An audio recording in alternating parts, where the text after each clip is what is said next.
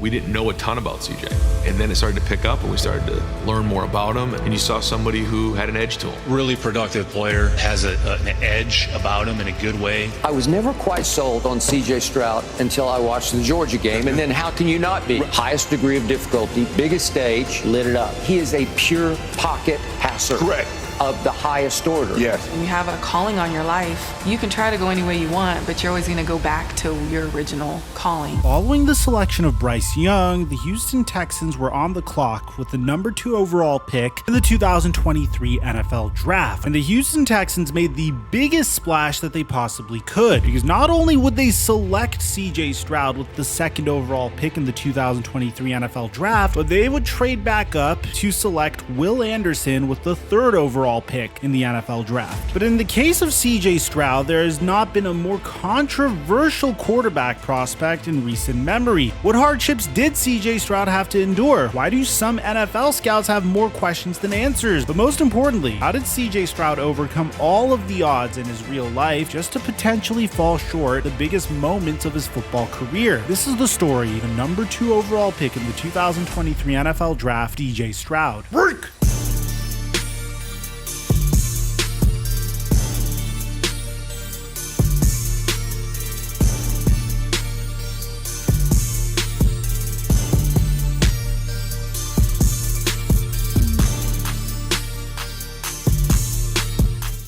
CJ Stroud was born in October of 2001 as the youngest of 4 kids, and immediately Stroud had a strong affinity towards basketball and football. Stroud always played quarterback from day one, not because he was a natural leader or anything like that, but because when kids his age could only throw 25 yards, Stroud was able to toss the pigskin double that amount. Stroud stood out so much compared to the other kids that they were saying that he was cheating because he was too old, at least according to Stroud's old youth football coach. Slinging that ball downfield like he was, the biggest problems I had then was receivers catching it. He was dropping dimes back then. In 30 years, I've never had a quarterback like that. CJ Stroud was a football prodigy, and despite not having the private quarterback coaches or training that other top California quarterbacks had due to his family's income, CJ Stroud taught himself how to play the position by watching Drew Brees film on YouTube. That's right, Stroud was self-made in every sense of the word. But suddenly, an event that no one should ever have to endure struck Stroud and his family. Something that not only changed CJ Stroud forever, but would follow him up even until this day. And you'll see how it even affected his final college football game years later. In April of 2015, CJ Stroud's father was arrested and booked in prison with a maximum sentence of life in prison for felony drug possession, receiving stolen property, unlawful taking of a vehicle, and armed robbery. Stroud Sr. will be eligible for parole in 2040. This event not only destroyed Stroud's confidence and sense of self, but his family was also on the verge of being homeless. On the field, Stroud would play games with one contact lens simply because he was too scared to ask his mother to buy more because he knew his mom didn't have much money. The quarterback prodigy wasn't playing to his full potential, not for any fault of his own, but because he mentally wasn't in the right headspace to dominate the gridiron. However, by the time Stroud became a junior, everything changed. Over the course of the next 2 years, Stroud would go from a potential walk-on candidate at a local JUCO college to a 4-star recruit in one of the toughest football conferences in the state of California. Throughout the next 24 games, Stroud would toss 66 touchdowns to just 15 interceptions, accumulate over 6,000 yards passing, and complete over 63% of all of his passes as he became the 4th best prospect in the state of California. This earned Stroud a scholarship at The Ohio State University, where despite finishing as one of the best quarterbacks in program history, Stroud would also become one of the biggest disappointments in Ohio State history. What caused this quarterback prodigy to become such a disappointment? How could Stroud dominate but underdeliver all at the same time? CJ Stroud would go on to redshirt his freshman season, sitting behind future 11th overall pick Justin Fields, a quarterback who had just finished top 3 in the Heisman Trophy voting just a few years prior. Stroud had some big shoes to fill going into his first season as a starter, but Stroud wouldn't just fill those shoes, he'd tear them apart and make a new set of his own. In his first game as the starting quarterback for Ohio State, Stroud would toss 4 touchdowns and nearly 300 yards in his debut win over Minnesota. Minnesota. Just a few weeks later, in games against Big Ten rivals Rutgers, Indiana, and Maryland, CJ Stroud would toss 5 touchdowns in 2 of those games, finishing with a combined 14 touchdown passes and 1,000 passing yards, all while completing a pinpoint 74% of his passes. CJ Stroud was on fire. However, after losing to Michigan in Week 13, a game which saw Ohio State go scoreless in the third quarter, any chance of CJ Stroud and Ohio State going to the national championship was out the window. Stroud would finish his first season as a starter, finishing 4th in Heisman Trophy voting by throwing for 4,435 passing yards, 44 touchdowns, and just 6 interceptions, all on a 71% completion percentage. CJ Stroud may have come up just short of the game of his dreams, but it was his first season as a starter, right? Unfortunately, despite year 2 beginning as a storybook, nobody could predict how Ohio State's season would come to an end. Not CJ Stroud, not head coach Ryan Day, not even the biggest college football analysts could have seen what was coming. Stroud and Ohio State started off the season as the best team in all of college football. In fact, Stroud became the first Ohio State quarterback in school history to throw 5 touchdown passes in back-to-back weeks on 2 different occasions. The first time was last season, and the second time was in 2022 against Toledo and 19th ranked Wisconsin, where Stroud combined for 648 passing yards, 10 touchdowns, and just 1 turnover while completing 72% of all of his passes. CJ Stroud also became the first Ohio State quarterback to have multiple 6 passing touchdown games, accomplishing this goal in Week 7 against an 11th ranked Michigan State, where he not only threw 6 touchdowns, but also had an insane 80% completion percentage that game. Ohio State seemed unstoppable behind Stroud and an offense that seemingly couldn't be stopped. However, all of that would change in the Big Ten championship game against longtime rival Michigan. Both teams were undefeated at 11-0, and at the time it was thought that the winner of this game would go on to make the college football playoff, while the loser would be ranked 5th just outside of contention. CJ Stroud and Ohio State started off hot, taking a 20-17 lead into halftime after a 42-yard touchdown pass to Marvin Harrison gave Ohio State all of the momentum. But out of nowhere, JJ McCarthy and Michigan would go on to score 28 points in the second half, while Ohio State could muster a single field goal. That game, CJ Stroud finished with just 2 touchdowns and another 2 interceptions. For the first time in his college football career, CJ Stroud seemed average at best. That game, Stroud missed wide open receivers, overthrew plenty of balls, and when his defense did stop Michigan, he couldn't get his team's offense going. After the loss, it looked like Ohio State wouldn't make the college football playoff. However, after number 4 ranked USC lost to Utah in the Pac-12 championship game, Ohio State made the playoff, and all they needed to do was upset the reigning national champions, Georgia, in order to try to get revenge on Michigan in the college football national championship. With the lights the brightest they've ever been in his career, in the college football semifinals game, CJ Stroud led his team to 41 points against the nation's most ferocious defense, throwing 4 touchdown passes, nearly 350 yards passing, and it would have been enough to beat Georgia had it not been for what happened next. On the game-winning 50-yard field goal, the kick was shanked wide left, and it never had a chance. This moment was memed mercilessly over the next couple of weeks. Georgia defeated Ohio State 42-41, and to make matters worse, even if they had defeated Georgia, they wouldn't have gotten an opportunity to get revenge on Michigan, seeing as they had lost their respective shootout to TCU. Both of the Big Ten's pride were eliminated, but more importantly, for yet another time, CJ Stroud came up just short of playing in the game of his dreams. And to make matters worse, he didn't even win the Heisman Trophy after yet another phenomenal season, finishing just 3rd. After losing the trophy, Stroud received a phone call. It was his father, who had been incarcerated for the past 7 years. One dude in the prison did think that he was really my dad. He was like, man, that ain't your son, dude. He was like, nah, that's my son.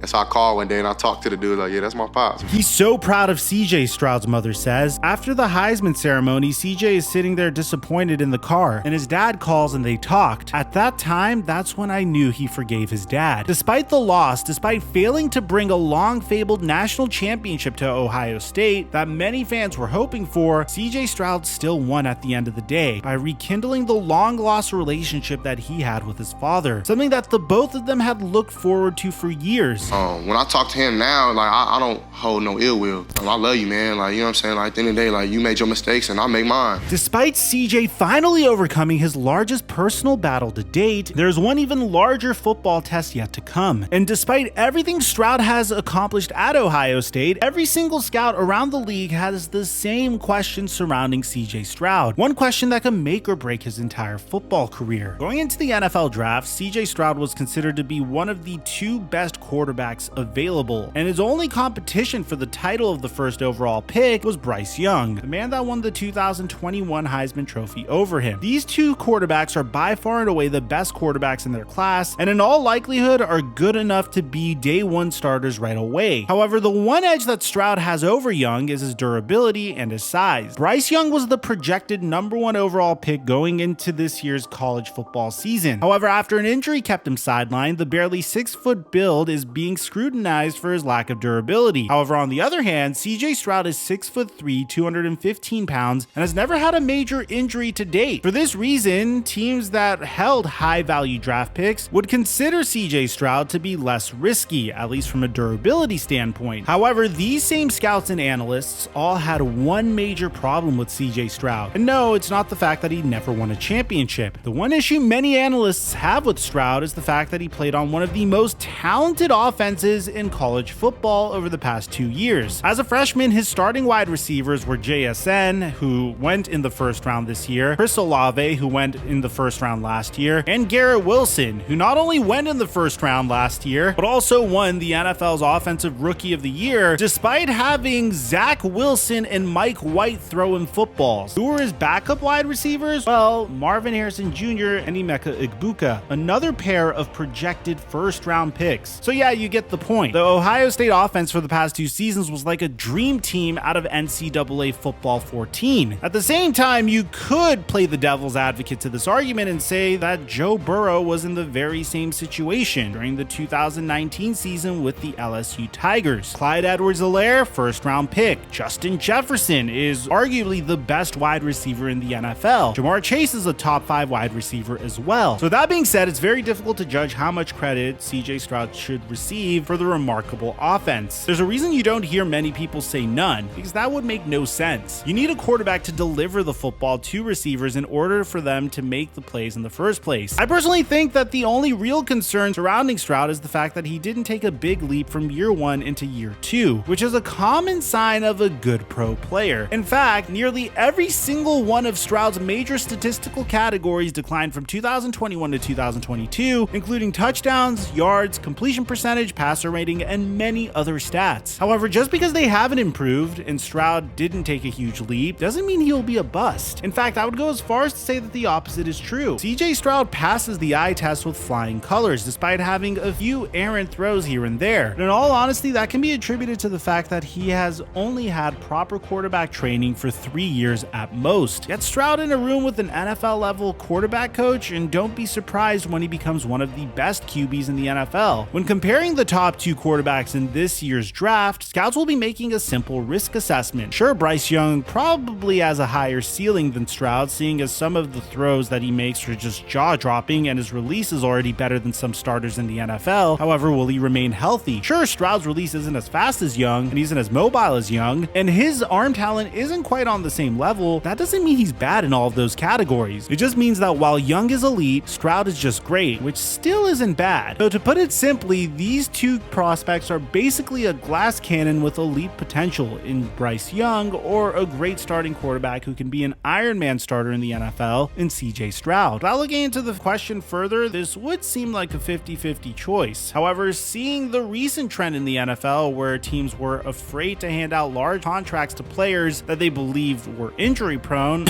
then it doesn't matter that the Carolina Panthers selected Bryce Young first overall, because if he can't stay on the field, then the Houston Texans got an absolute steal drafting CJ Stroud second overall. The Texans haven't had a franchise quarterback since Deshaun Watson, and CJ Stroud is officially ready to end that streak as the football prodigy looks to pull a dead and decaying Houston Texans franchise back from the ashes and carry them all the way to Super Bowl glory. It's easy to say Bryce Young was the first overall pick and CJ Stroud was the second, so therefore Bryce Young must be the better quarterback. It's easy to say that there's not much of a thought process involved. The hard truth truth we will only find out with time is that CJ Stroud might be better than Bryce Young. He has better size. He's worked with NFL level receivers in the past. He's self-taught in every sense of the word. Basically, what I'm trying to get at is that despite Young maybe edging out Stroud on the football field, you simply cannot account for the will and determination that CJ Stroud has. At the end of the day, Stroud was a nearly homeless kid in California with no true training, not as much support as his peers, and still somehow pushed himself to being one of the top athletes in the entire nation. CJ Stroud has the chance to be the best player in Houston Texans history, and although the journey seems long and tough, CJ Stroud genuinely could be the best quarterback in the 2023 NFL draft. Or do you think Bryce Young is better? Maybe you think Anthony Richardson is the perfect fit in Indianapolis and he'll have the better career? Let us know which incoming rookie you'd like to see a documentary on next, or maybe you want to see how CJ Stroud compares to Bryce Young. If you do, well, take a look at our documentary on your screen right now. Aside from that, I'm your boy Mike, and I'm dropping our mic until our next upload.